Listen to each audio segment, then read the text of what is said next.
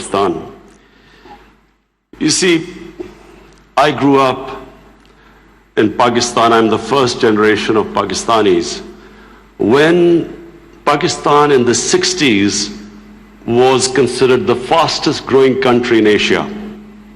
It was actually a model of development for the developing world.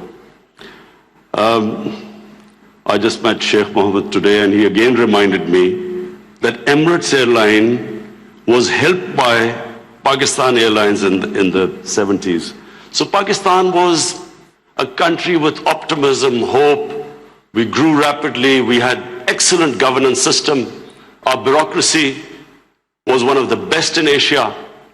And that's the Pakistan I grew up in. So then I played international cricket.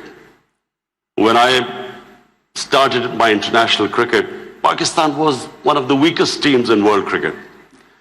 And we were emerging from colonialism. So we took great pride as our team became stronger and it competed. And by the time I left cricket, Pakistan was world champions. So I took pride, like my countrymen, as we competed internationally and we grew in confidence. But unfortunately, our country could not keep up that pace. Countries have, life of a country is in cycles. It's never in a straight line. You go up, you go down, course correction, countries come up, some countries don't go up. So in Pakistan's case, we were going up, and then various things happened when we started our down cycle. So when I left cricket, I started building the first cancer hospital in Pakistan. Reason was because my mother died of cancer. And it's then I realized there was no cancer hospital in the whole country. And then it occurred to me that people like me who were well off, I could afford to take my mother for treatment abroad. But what happened to the common man? Cancer is one of the most expensive treatments. So I started this movement really. I went into the public to collect money to build this hospital. And so I'm just explaining to you how I got into politics. So one was cricket, watching our country go up as a cricketing nation, the pride that we could compete internationally and become world champions. Second was this cancer hospital. When I went to the public to collect money, I realized that our people are very generous and strong. Poorest of the poor people supported me. And I did what no one ever thought would happen, is that from public, I eventually collected money and built the hospital. And not just that I built it. It's a cancer hospital where 80% of patients get free treatment. Cancer treatment is one of the most expensive treatments. So then first I built it, and then to run the hospital, I again went to the people. And so it is the only private cancer hospital in the world which treats 80% people free, because it's the people who donate to the hospital. They built it, they run it.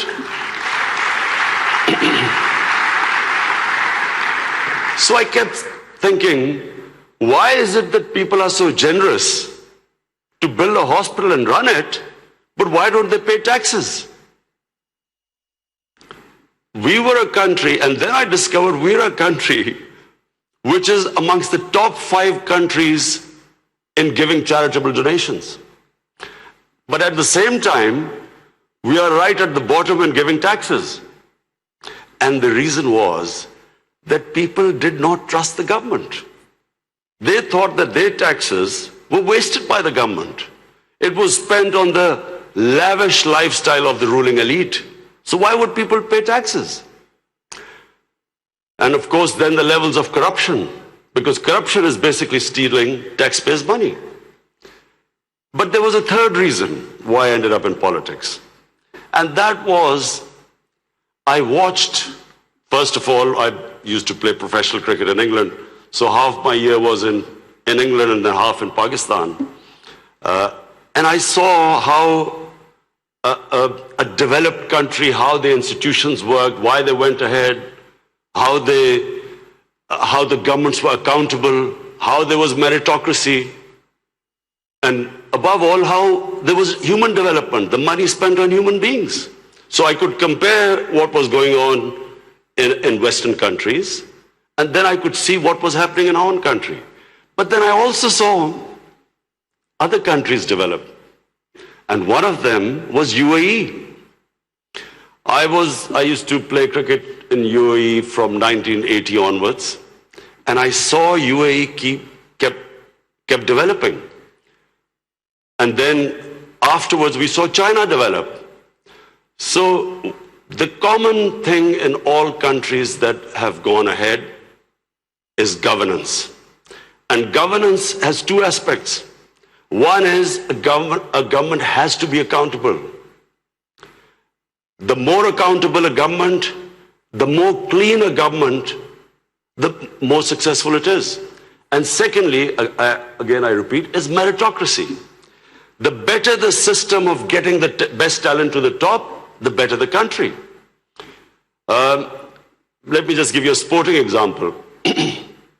Australia is the most successful cricketing country in cricket history of over 200 years, because Australia has the best system of bringing its talent up. Pakistan, in my opinion, and I'm not prejudiced, I understand cricket better than probably everyone in this hall. Pakistan has the greatest talent. Of all the countries I've played, I've never seen as much talent as in Pakistan. But we do not have a system of bringing that talent up. So what's the point of having great talent if you do not have a system of meritocracy which brings the talent up? And that's in every field. In the 60s, the reason Pakistan went up, because our civil service exam was the toughest. It was the most, all the young people wanted to go into Pakistan civil service. It was the toughest exam. We had the best talent that came up. And in 60s, the reason we progressed, one of the main reasons, was a civil service of very high quality.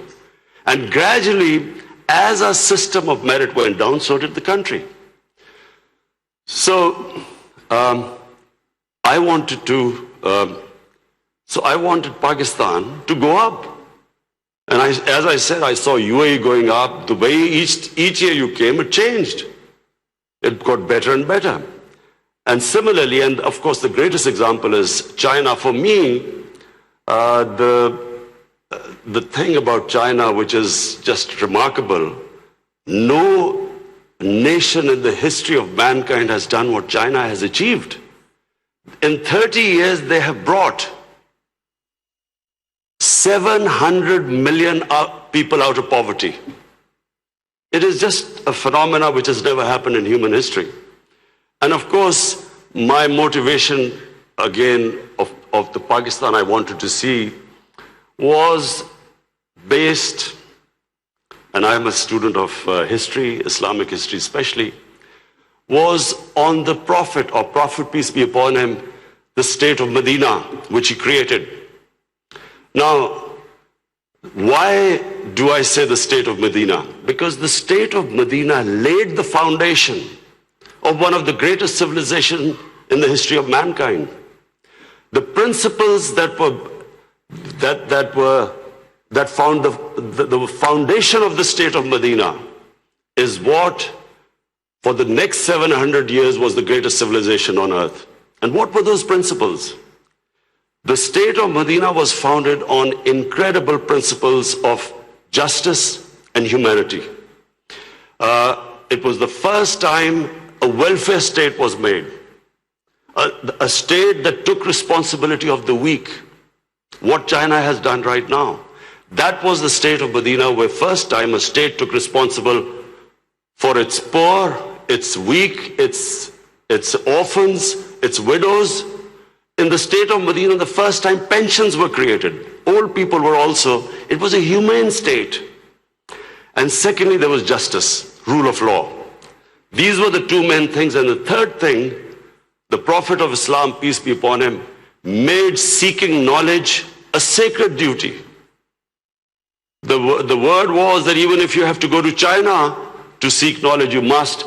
Those days going to China meant not coming back. So the emphasis on seeking knowledge. For the next 700 years, all top scientists were Muslims. And that was the state of Medina. It laid that foundation. And then the way minorities, other religious people were treated. The Prophet signed famous, the Misaq-e-Medina. There's still a letter in St. Catherine's Church which was signed with the Christians that your places of worship will be, till the end of time, they will be protected by Muslims.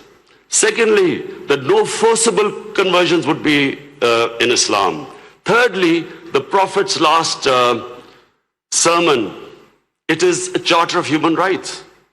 It's about how human beings are equal. So it was a humane state created, rule of law, emphasis on education, that led to the growth of Muslim civilization. So this is, in Pakistan, we want the same basis of our state. The rise of what I believe, the way our country will rise, it will go back to those principles. We must, number one, have rule of law, everyone equal before the law. State must be accountable. We must have a welfare state where the state must take responsibility of its poor people. Half our population is on the poverty line or just above, and about 25% are below the poverty line. The state must take responsibility. All policies of the state must be like in China. How do we lift the people from the bottom? And the most important thing is that we must, in Pakistan, start a reform program. Reforms are painful, but it is essential if we have to get out of our current problems. So, first of all, I joined politics in '96. From '96 to 2013, there was a very small party.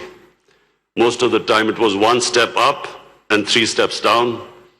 The first election I contested, we were wiped out. Second election, 5 years later contested, we had only one seat. Third election, we boycotted, and most of the time people made fun of me, thought we would never make it, because I'm an outsider. I wasn't from the political class. But one big lesson from sports which I learned, you only lose when you give up. So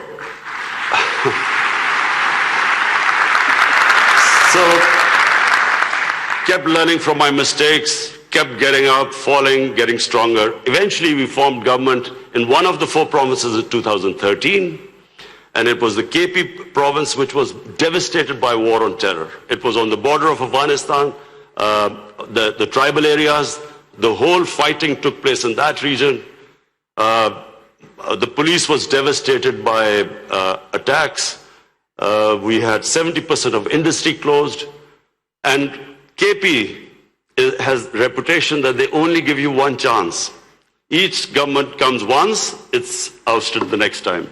So we came in a coalition government and we started our reform programs. First of all, we started spending money on human development, health and education. Secondly, we did, first time in Pakistan history, no party had done before, we started spending money on climate change. Pakistan is about 8th in the countries that are most vulnerable to climate change. So we took this ambitious mission of planting 1 billion trees in 5 years.